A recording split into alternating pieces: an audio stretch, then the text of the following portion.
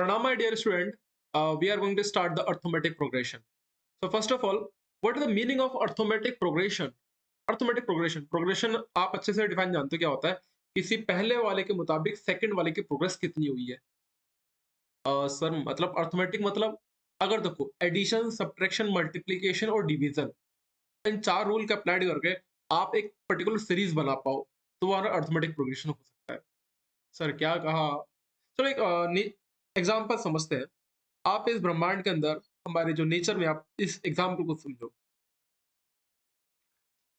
Arithmetic, यहाँ पर बेटा आपको ये सनफ्लावर दिख रहा है। एक सनफ्लावर की पर्टिकुलर अगर बात कहा जाए, पर्टिकुलर हर एक जो लीव है इस पे पैटर्न बन रहा है बेटा। हाँ है ना बेटा? ये हनीकॉम्ब देखो बेटा, यहाँ पर एक पैटर्न बन रहा है। यहाँ पर चार है, यहाँ पर तीन, पांच है, यहाँ पर बेटा छह है, यहाँ पर आठ है, ऐसे पर्टिकुलर पैटर्न बन रहा है। चलो कॉर्न को देखो बेटा, पहले नीचे वाले मानो अगर नीचे वाले कॉर्न में अगर आठ बनते हैं, ऊपर वाले में सात, इसके ऊपर छह, यहाँ पर पांच, यहाँ पर चार। नेचर भी खुद में एक पैटर्न बहुत अच्छा से दिखाता है बेटा, अगर आप ऑब्जर्व करो तो धरती पे। एक और आप पाइनएप्पल को ऑब्जर्व करो, देखो कितना शानदार पैटर्न बनता हुआ दिखाई दे रहा है। डायगनली भी बन रहा है बेटा, ठीक है, और हॉरिजॉन्टल भी बन रहा है नेचर का। और एक और देखो, आप हमारे आप स्टेडियम गए होंगे तो आपने चेयर की सीटिंग का अरेंजमेंट देखा होगा। तो पहले वाले सीटिंग का चेयरमेंट यानी 5 सीट होगी, दूसरे वाले में बेटा 6, तीसरे वाले में 7, इसमें 8। यानी कि पहले के कंपैरेटिव सेकंड वाले में चेंजेस हुआ है कि नहीं हुआ है?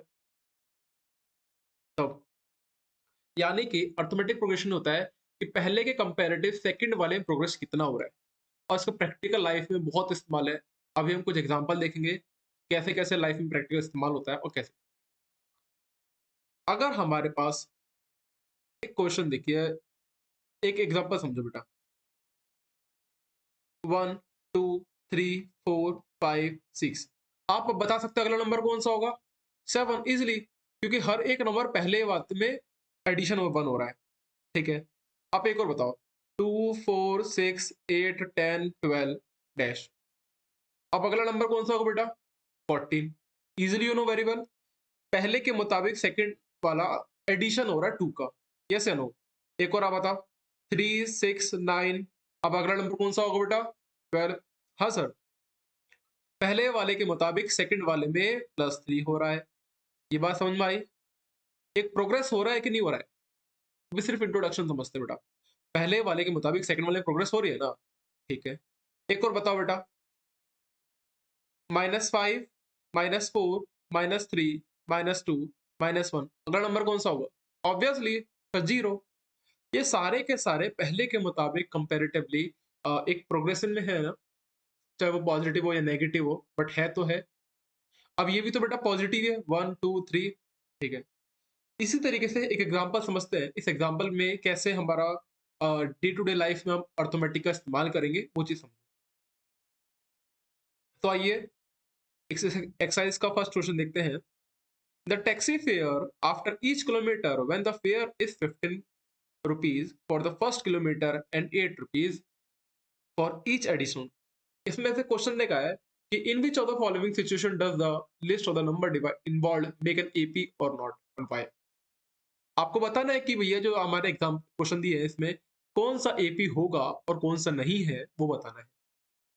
तो क्वेश्चन ने कहा, ये मर्सिडीज लेकर ड्राइवर भैया कहा कि भैया अगर आप मेरे मर्सिडीज में बैठते हो ना, समझना ध्यान से, इस मर्सिडीज में बैठे तो भैया मैं 1 किलोमीटर का 15 रुपए लूंगा। काफी सस्ता है वैसे तो मर्सिडीज के अकॉर्डिंगली, बट जैसे ही नेक्स्ट किलोमीटर होगा आप हमको क्या करना, जैसे सेकंड किलो 1 किलोमीटर और हुआ तो आप मेरे को +8 रुपीज दे देना ऐड करके। बस बैठने का चार्ज 7 रुपए एक्स्ट्रा था। अब एक और किलोमीटर होगा बेटा, कितना हो जाएगा? +8 कर दो। यानी कि अगर हम बात करें फॉर 1 किलोमीटर, 1 किलोमीटर के लिए टैक्सी में बैठने के लिए हमको चार्ज कितना देना पड़ा बेटा? 15 रुपए, है ना? But for the second kilometre, दूसरे किलोमीटर के लिए हमको क्या करना पड़ेगा? 15 रुपए तो देना ही पड़ेगा, प्लस का 8 रुपए एडिशनल और देना पड़ेगा। ऐसा क्यों बेटा? क्योंकि कहा है कि ₹15 तो स्टार्टिंग 1 किलोमीटर का है और सेकंड जैसे ही 1 किलोमीटर आएगा तब आपको ₹8 और देना पड़ेगा। तो आपका कितना हुआ बेटा यहाँ पर? 23 फॉर थर्ड किलोमीटर के लिए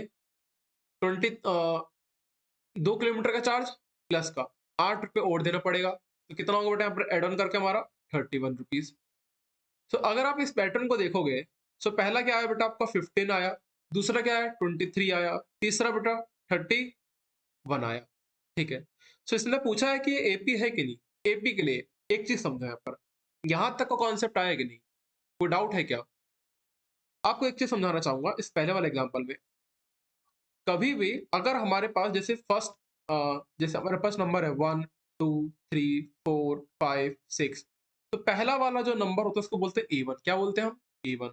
सेकंड वाला A2, थर्ड वाला A3, फोर्थ वाला A4, इसको बोला जाता है। आप बताइएगा इसमें बेटा कि अगर मैं एक एग्जांपल के तौर पे नंबर लूं 3 4 5 6 7, मैंने आपसे पूछा बेटा इसके अंदर, आप बताओ इसमें A2 क्या होगा? सिंपल सर, A2 हमारा 4 होगा। अगर बात पूछो बेटा A4 कितना होगा? A4 हमारा 6 होगा। यस अनु। एपी पता करने के लिए ध्यान सुनिएगा, एपी पता करने के लिए आपको पहले वाले में से सॉरी दूसरे वाले में से पहले वाले को माइनस करना होता है। ये कॉमन डिफरेंस आएगा। यानी कि कॉमन डिफरेंस एक्चुअल में होता क्या है कि भैया A2 माइनस का A1। कॉमन डिफरेंस क्या होता है बेटा? A2 माइनस का A1। पहले वाले में सॉरी सेकंड वाले में से पहले वाले को गायब कर दो। तो सेकंड वाला क्या है मेरा 2, पहला वाला 1, तो माइनस करके कितना आ रहा है? 1। यानी कॉमन डिफरेंस यानी इन सभी में कॉमन है, डिफरेंस कॉमन है। वो क्या है कॉमन डिफरेंस? यानी कि 1 कॉमन डिफरेंस है।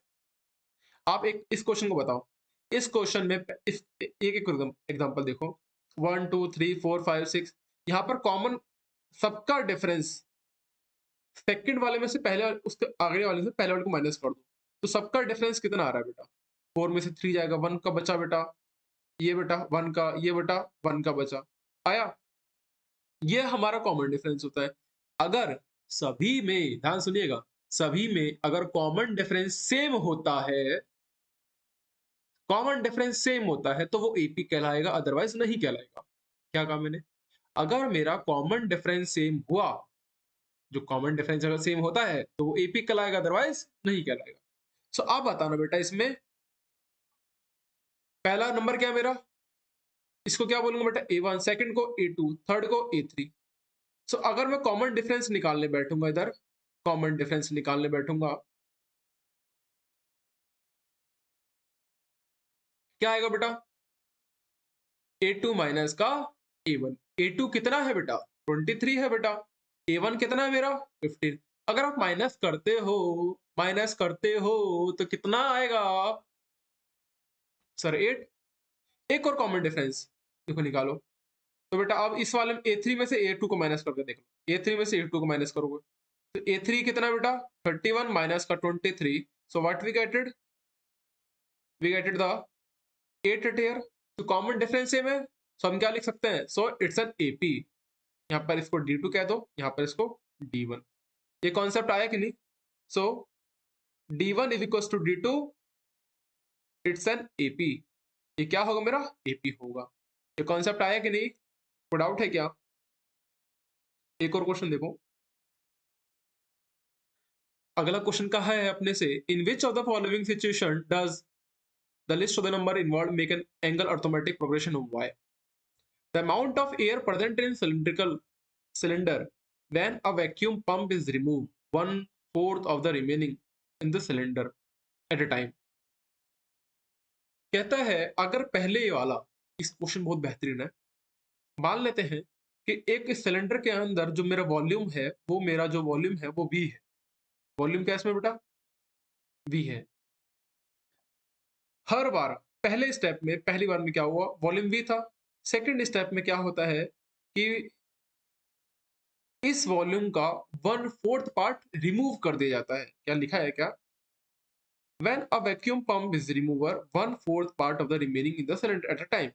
इसमें जो भी इसका पहले वॉल्यूम था V था, उसमें से इसका 1/4 पार्ट हटा देंगे। तो 1/4 पार्ट हटाने पे कितना आएगा? ये कैलकुलेशन देखो यहाँ पर समझा दो क्या होगा कैलकुलेशन। तो v माइनस वी बाय 4 हो जाएगा बेटा, 4 into v that is 4v minus का v अपॉन में 4 हो जाएगा। 4 में से 1 गया, कितना बचेगा बेटा? 3 बचेगा। 3v अपॉन में 4। यहाँ पर कितना है बेटा? 3v अपॉन में 4। यहाँ तक कोई डाउट है क्या बेटा? बताइए, कोई डाउट है यहाँ तक? एक और।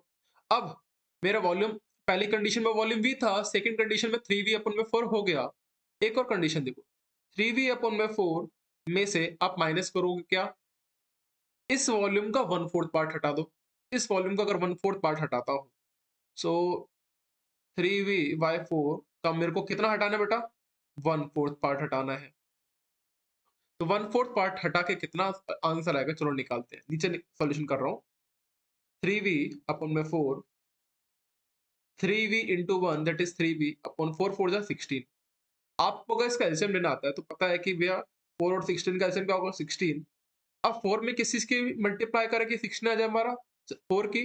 तो ऊपर आप 4 की मल्टीप्लाई करो, तो 4 3 जा बेटा 12, v माइनस का 3v अठिया। When we subtracted 12v minus 3v, what we getted? A 9v upon में 16। कितना है बेटा? 9 अपॉन में 16 v के बराबर। ये बात समझ में आई कि नहीं बेटा? डाउट है क्या?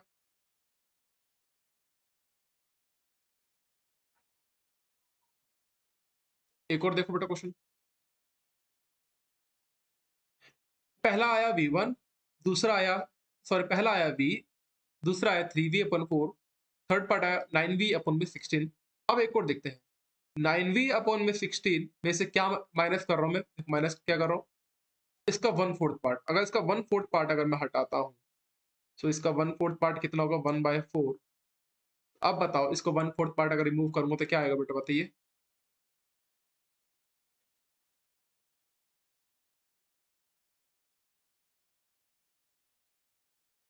9b ये रहा मेरा अपॉन में 16। ठीक है। बेटा अगर 16 इंटू 4 करूंगा तो मेरा आएगा 64, 9v अपॉन में। ठीक है। तो 16 और 64 का अगर एलसीएम लेता हूं तो मेरा 64 बनेगा।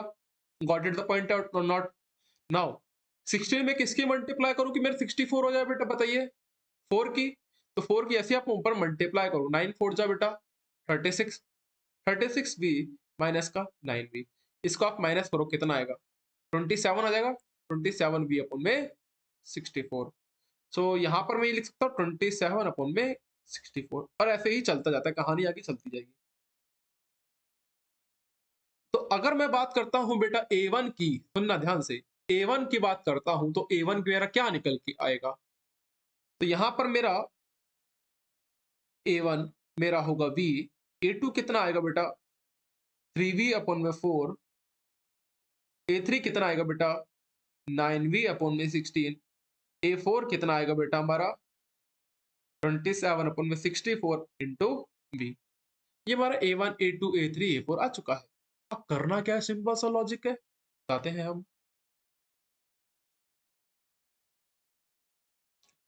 यहां पर बेटा जी हमको पता है, हमको सबसे पहले क्या निकालना होता है?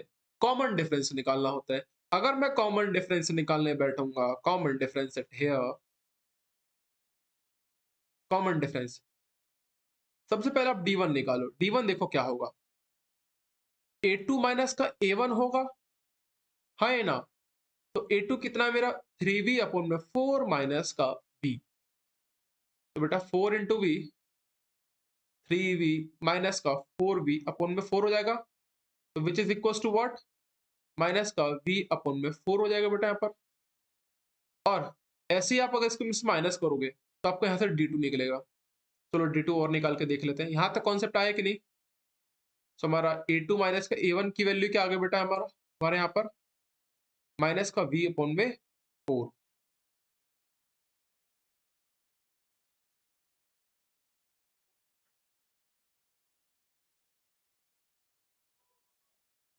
अब हम निकालते हैं बेटा इसमें D2। D2 देखो, D2 इक्वल्स टू क्या होगा? मेरा A3 माइनस का A2। A3 कितना है बेटा आपका? 9v माइनस का 16 अपॉन में A2 कितना है? 3v अपॉन में 4। आप अगर इसको माइनस करोगे तो बेटा देखो, विजिबल है नई चीज? तो इसका एलसीएम होगा 16, 9v माइनस का 4 के टेबल में 16 कितनी बार पे आता है? 4 बार पे आता है। 4 के ऊपर मल्टीप्लाई करो, 4 3 जा देखो 4, हाँ 4 के ऊपर मल्टीप्लाई का नंबर 4 3 जा 12। सो हमारा आएगा बेटा माइनस का 3v अपॉन में 16, यानी कि आपका d1 और d2 क्या इक्वल आया? नहीं आए ना। सो अगर हमारा d1 does not equal to d2 होता है, so it's not an AP, ये एपी नहीं आएगा, इट्स नॉट एन एपी। और आप देख के भी समझ में आ रहा है, तो ये जो सीरीज है v है, 3v अपन में 4 है, 9v अपन में 6, यहाँ पर अर्थमेटिक प्रोग्रेशन है ही नहीं। क्लियर है कि नहीं? एक तरीका तो बेटा ये है, एक और तरीका सीखते हैं।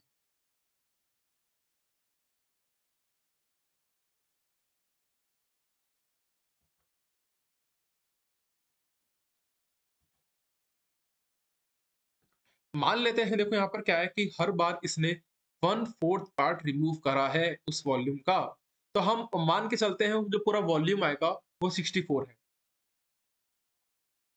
लेट, खुद से मान लिया, let the volume of a cylinder, volume of a cylinder, इस सिलेंडर का वॉल्यूम क्या मान लिया आपने? 64 मान लिया। एक और तरीका, वो तो आसान है। तो सेकंड वाला जो केस होगा, उसके अंदर इस चीज का 1/4 पार्ट रिमूव हो जाएगा। 1/4 पार्ट रिमूव होगा तो कितना बचेगा बेटा? इसको अगर माइनस करेंगे 1, 2 और 4, 6, 64, 16 माइनस कर दो बेटा। सो आपका आएगा 64 माइनस का 16, 14, ये 8 बचेगा। और यहाँ पर बेटा होगा 5, 5 में से 1 जाएगा, बचा 4, तो हमारा 48 आ गया। सेकंड, अब जो वॉल्यूम बचा था उस वॉल्यूम में से इसका भी 1/4 पार्ट रिमूव कर दो। इसका अगर 1/4 पार्ट अगर मैं रिमूव करता हूँ तो बेटा कितना आएगा? सीधा कट जाएगा, 1 2 12 बार पे कट गया। 48 में से 12 माइनस कर दो बेटा, कितना आएगा? 8 में से 2 जाएगा तो बचेगा 6, और 4 में से 1 जाएगा, बचेगा हमारा 3। क्लियर है कि नहीं? बस समझ में आया? अब जो वॉल्यूम बचा है इसमें से भी आप इसका 1/4 पार्ट रिमूव कर दो। अगर इसका मैं 1/4 पार्ट रिमूव कर तो बचा 9, तो कितना आएगा? 27।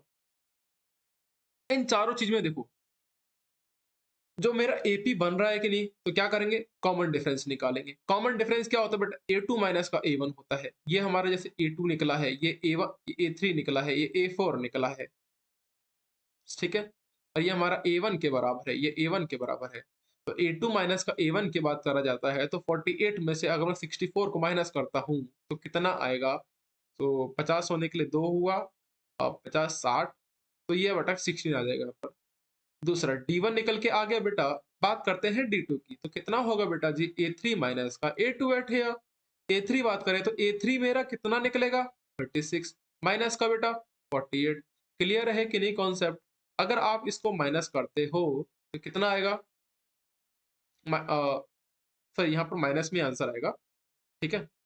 और यहाँ पर अगर हम माइनस करते हैं तो बेटा कितना आएगा? 46 और माइनस 12। सो क्या D1 इक्वल टू D2 हुआ? नहीं। अगर D1 इक्वल टू D2 नहीं हुआ तो हम क्या कहते हैं? It's not an AP. Clear है कि नहीं कॉन्सेप्ट? दोनों तरीका था, दोनों में से आप कोई सा भी इंप्लीमेंट करोगे आपका आंसर आ जाएगा। क्लियर है कि नहीं बेटा? यहाँ तक बात समझ में आई? अब एक और नेक्स्ट क्वेश्चन देखते हैं। काफी अच्छा क्वेश्चन है बेटा। कहता है, in which of the following situation does the list of the number, पूरा वही था, the cost of digging a well after every meter of digging when its cost is 150 rupees for the first meter, rising by above for 50 rupees subsequent meter। कहता क्या है? अगर हम कुआ, मतलब कुआ खोदने के लिए हमने भेजा किसी को, तो उसने देखो यहाँ पर क्या होता है, स्टार्टिंग में पत्थर उत्थर होता है, उसको साफ ऑफ करने के लिए पूरा शेप बनाना पड़ता है।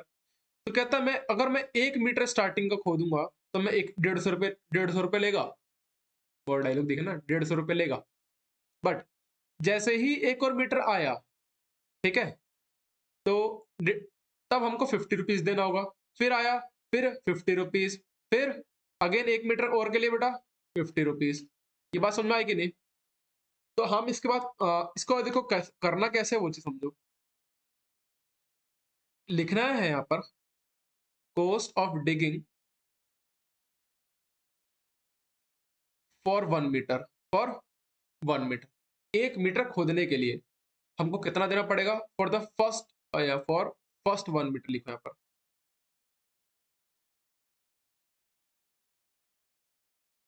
For first 1 meter, first 1 meter हमको 150 रुपये देना पड़ेगा, बट सेकेंड मीटर के लिए हमको कितना पड़ेगा, 150 प्लस का 50 रुपीज एड ऑन हो जाएगा बेटा, तो कितना आएगा, 200 रुपये देना पड़ेगा। थर्ड थर्ड के लिए बेटा 200 प्लस का 50 रुपीज, ठीक है, तो कितना आया बेटा, 250 आ गया। थर्ड, अब फोर्थ के लिए ऐसे ही क्या होगा बेटा हमारा, सिंपल सब पूरा ये नोट डाउन ऐसे ही कर लेना है यहाँ पर।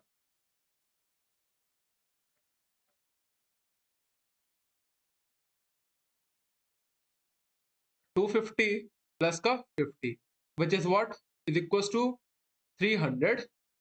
क्लियर है कि नहीं यहाँ तक कॉन्सेप्ट, यहाँ तक आया बेटा। अब इसने पूछा है कॉमन डिफरेंस, देखो कॉमन डिफरेंस अगर मैं बताने जाऊंगा तो कॉमन डिफरेंस मेरा क्या निकल के आ गया यहाँ से बेटा, कॉमन डिफरेंस सबसे पहले आप D1 निकालो, जो D1 क्या होता है बेटा, A2 माइनस का A1। तो मेरा बेटा A2 कितना है मेरा बताइए आप, A2 कितना है बेटा, 200 माइनस का 150 which is what equals to 50 rupees. Second अगर मैं D2 निकालने बैठूंगा तो किसके बराबर, A3 माइनस का A2 कितना आएगा बेटा, 250 माइनस का 200 किसके बराबर आएगा बेटा यहाँ पर हमारा, 50 के। यहाँ तक कोई डाउट है क्या, नहीं, तो कॉमन डिफरेंस सेम आ गया बेटा, कॉमन डिफरेंस सेम आ गया। सो इट्स एन, क्या एपी है कि नहीं, अगर कॉमन डिफरेंस सेम है तो एपी होगा, यहाँ पर लिख दो D1 is equal to D2, तो इट्स एन एपी। यहाँ तक कॉन्सेप्ट क्लियर है कि नहीं। एक और क्वेश्चन देखो बेटा, the amount of the money in the account every year when 10,000 is deposited at the compounding interest at 8 rupees per annum, 8% per annum। पहले साल में आपने 10,000 रुपए जमा करे, क्वेश्चन ने बोला।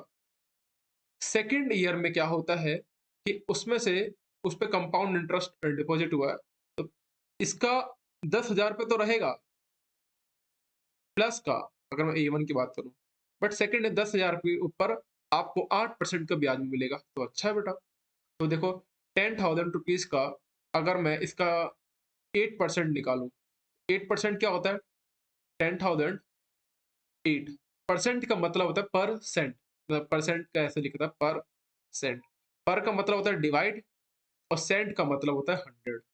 क्या हो गया 8/100, तो इसको डिवाइड करा तो कितना आ बेटा 800 आ गया, तो इसको एड ऑन करने पे कितना है बेटा 10800 आ गया बेटा, आया समझे। तो A3 की बात करें तो अब A3 निकालने के लिए 10800 प्लस का 8, अब इसका 8%, अगर मैं इसका 8% निकालने बैठूंगा, 8/100 करना पड़ेगा बेटा, ये 2 जीरो से 2 जीरो गया, तो बेटा कितना आएगा 8 8 जा 64,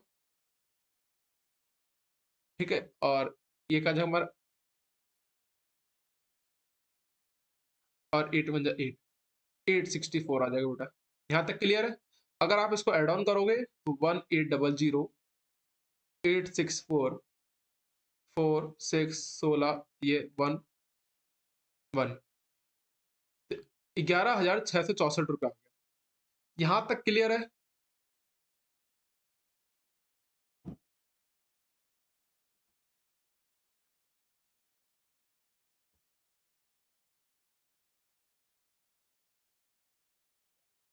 डी क्या आएगा बेटा, A2 माइनस का A1